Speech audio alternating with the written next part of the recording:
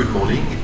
So I would like to give you some data regarding this phase 3 study comparing VTD versus VTD plus daratumumab in the setting of autologous stem cell transplantation, frontline treatment of young patients.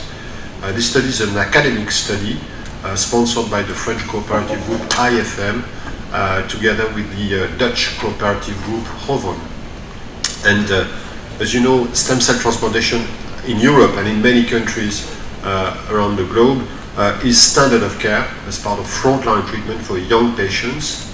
VTD, the combination of bortezomib, thalidomide, and dexamethasone prior to and also after stem cell transplantation is also a triplet that is widely used, standard of care in Europe. But right now we don't know what is the impact of daratumumab, the monoclonal antibody targeting CD38, in the setting of stem cell transplantation. So this study is the first one looking at the impact of daratumumab for young patients treated aggressively with autologous stem cell transplantation. So this is a study design, very simple design, VTD before and after stem cell transplantation, plus or minus daratumumab in patients less than 66 years of age with symptomatic multiple myeloma.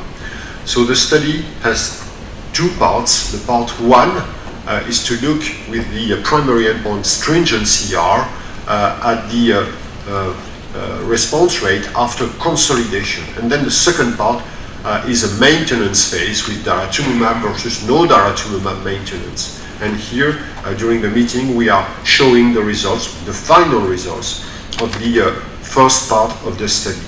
So in terms of response, we are showing that daratumumab is highly increasing the response rate.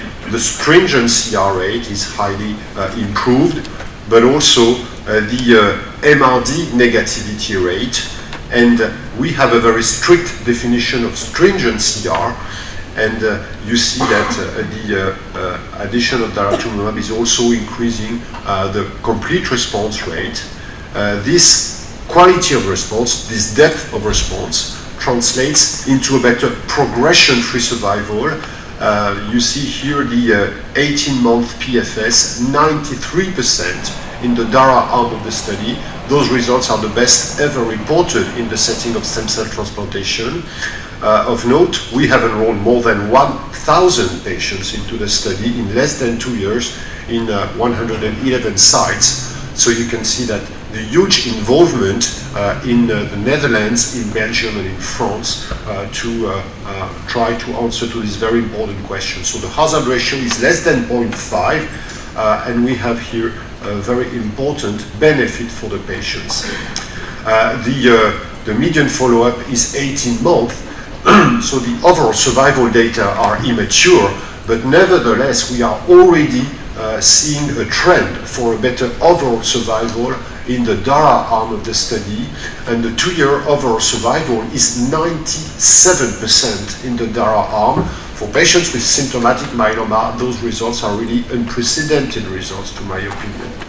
So, in conclusion, we are showing that the addition of daratumumab on top of VTD in the setting of stem cell transplantation is increasing the response rate, the MRD negativity rate, translating into a progression-free survival benefit.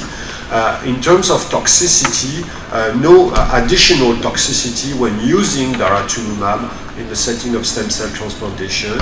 For the stem cell harvest, we looked also carefully at hematopoietic constitution after stem cell transplantation, and there was really no issue with the use of daratumumab.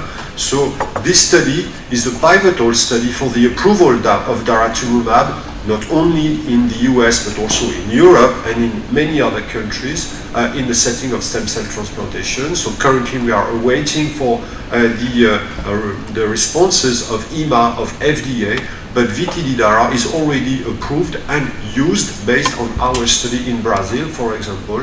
And well, I don't have the paper published in the New England Journal of Medicine, unfortunately, but it was published on the day of the presentation at ASCO in the Lancet. That's not so bad, in fact. Thank you for your kind attention.